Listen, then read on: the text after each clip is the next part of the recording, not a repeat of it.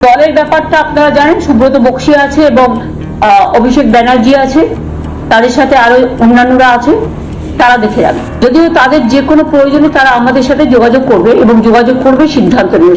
কোন পরিস্থিতির সামনে থাকলে এইভাবে রাজ্যের মুখ্যমন্ত্রী বিভিন্ন ডিপার্টমেন্ট ওয়াইজ টাস্ক ফোর্স তৈরি করে দেন? পুলিশের জন্য টাস্ক ফোর্সের দায়িত্বে নির্দিষ্ট কয়েকজনকে রাখা হয়েছে, মন্ত্রিসভার জন্য আলাদা টাস্ক ফোর্স তৈরি করা হয়েছে, তারও দায়িত্বে রাখা হয়েছে মমতা বন্দ্যোপাধ্যায়ের পছন্দের সেরা কয়েকজন মন্ত্রীকে। এছাড়া দল, সব থেকে বড় কথা, গোটা দলের জন্য টাস্ক ফোর্স তৈরি করা হচ্ছে নাকি, এবং তারও নেতৃত্বে রাখা হচ্ছে অভিষেক বন্দ্যোপাধ্যায় এবং সঙ্গে সুব্রত বক্সীকেও। নবীন এবং প্রবীণ, অর্থাৎ এক যিনি শুরু থেকে দলে জন্মলগ্ন থেকে দায়িত্ব নিয়ে এসেছেন, দলে বিভিন্ন কর্মকাণ্ড, বিভিন্ন স্ট্র্যাটেজি, রণকৌশল দাঁড়িয়ে থেকে যিনি এক্সিকিউট করিয়েছেন, আর তার সঙ্গে নতুন তরুণ তুর্কি হিসেবে অভিষেক বন্দ্যোপাধ্যায়, তাকে রাখা হয়েছে দায়িত্বে।